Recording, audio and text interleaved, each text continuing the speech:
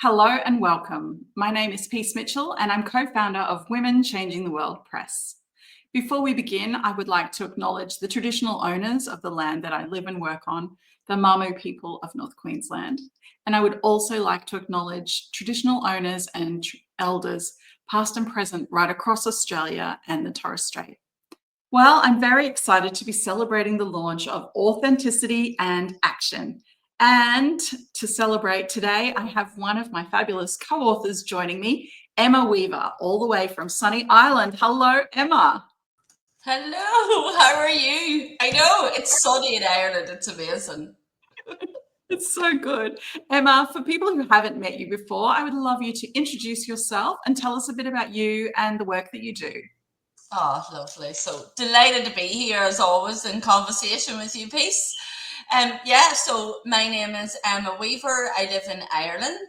I am the mum of three beautiful children, and I founded Mental Wealth International after managing mental health services for over 2 decades. Really did find my calling to support people with mental well-being and mental health, and now I go out across the world, believe it or not, and deliver talks on mental wealth, that I call it.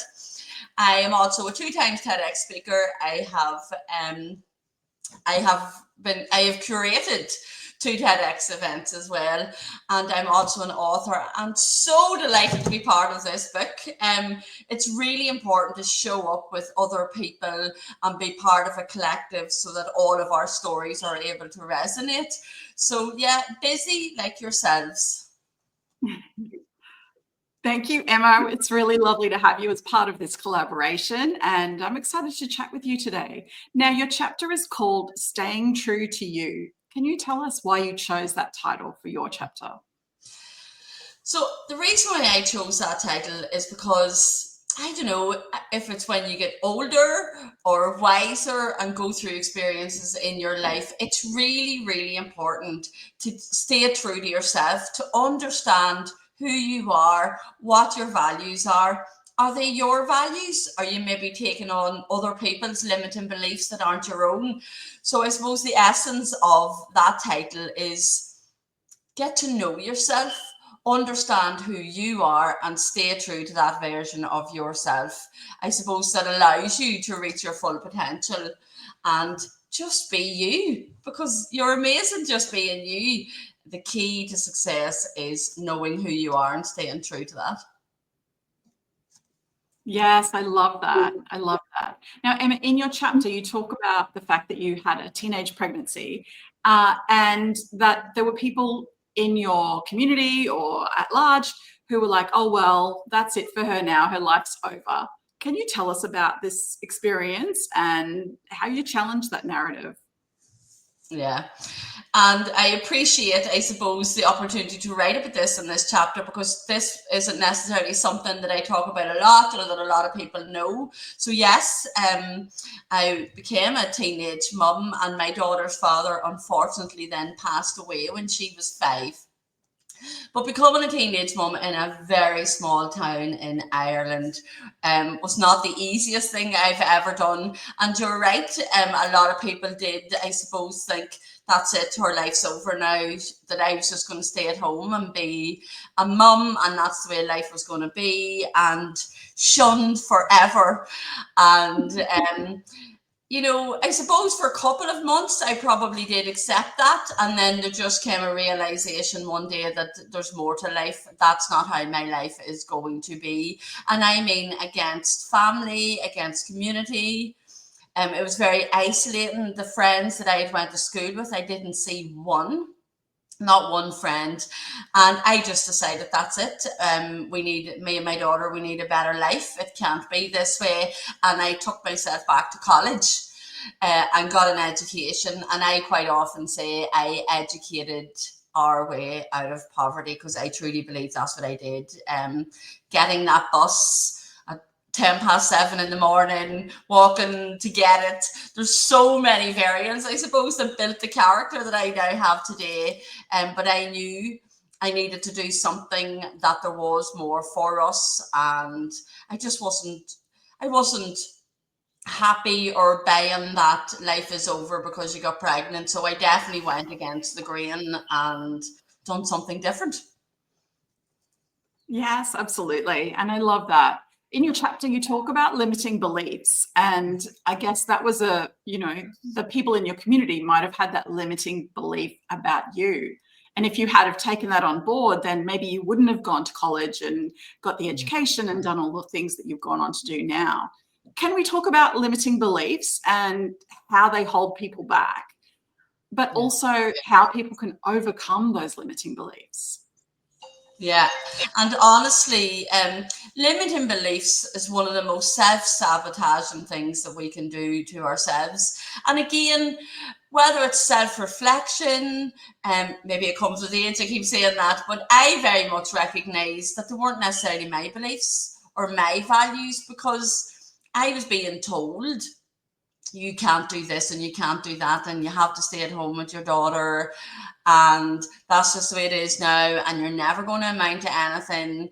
And that has happened to me even whenever I left that secure job and founded Mental Wealth International. People were like, you've got 3 children, you can't just leave that amazing job and go out on your own. And I very much realized that throughout my life there were actually other people's limiting beliefs. And again, if you sit with yourself long enough to understand what your values are, what your goals are, and surround yourself with the right people, which is the absolute game changer in the whole thing, you'll not be long working out what are your limiting beliefs and what are the ones that were put on you by society, by family, by friends, because quite often it's not even your fear.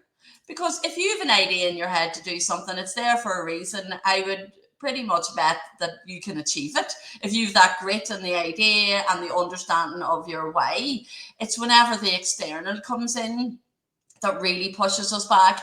And certainly, again, living here, it's such a small country, society puts a lot of, I suppose, constraints on us as well. So it's challenging those. It's challenging those and getting yourself in the right rooms, I think, allows us to flourish through them.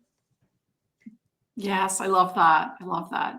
In your chapter, you also talk about success and defining success on your own terms. Can you tell us a bit more about that? Yeah. So, and I have loads of conversations about this. I even had one, believe it or not, on Friday night.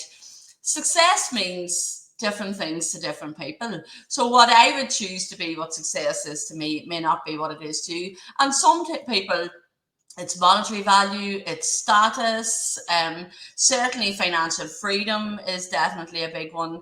For me, personally, success means freedom and choices. The freedom to choose the life that I want to live, the goals that I want to set, the places that I want to go. And yes, there is a monetary element to that as well. So success, you kind of do need money to achieve those things.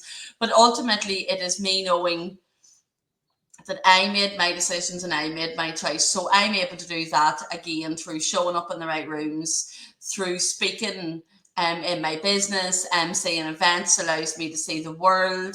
And it gives me the freedom and choices to live the life and raise my children in a really lovely way that I can go to bed at night and feel that I've achieved something collectively for all of us with the bigger goal in mind, but always success being freedom and choices. So again, defining your own success and every day asking yourself, is this bringing me one step further to my goal? Is this bringing me to one step further to the success I want? And saying no to the things that aren't aligned with that and saying absolutely yes to the things that are. But it's really important to set the boundaries whenever you're achieving success on your own terms.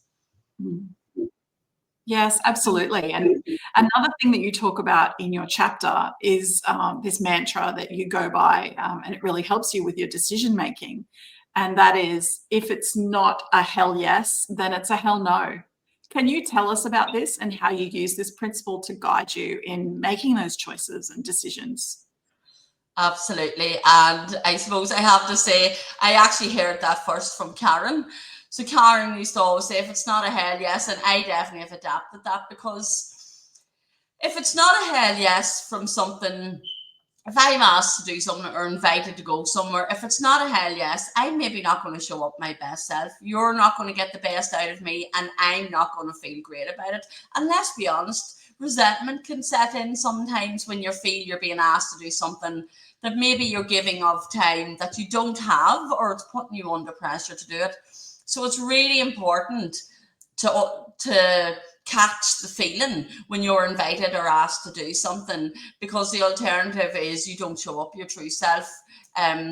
You're not being your best self, and there's different elements that you're bringing along with you, so you're not doing anybody any justice, yourself or anybody else. But you've got to feel it.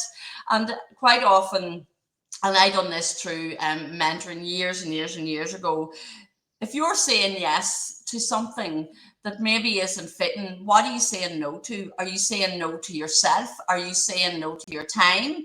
Are you saying no to other work that you could be doing? You know, if you're saying yes to something that you don't really feel is aligned, what are you saying no to? You know, you're saying no to yourself. So you've got to catch the feeling when you're asked. If there's any doubt or it's creating too much overwhelm, it's about setting that boundary and having the ability to say no if it doesn't fit.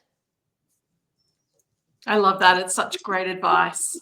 Thank you so much for being here and chatting with me today, Emma. And thank you so much for your chapter in Authenticity and Action.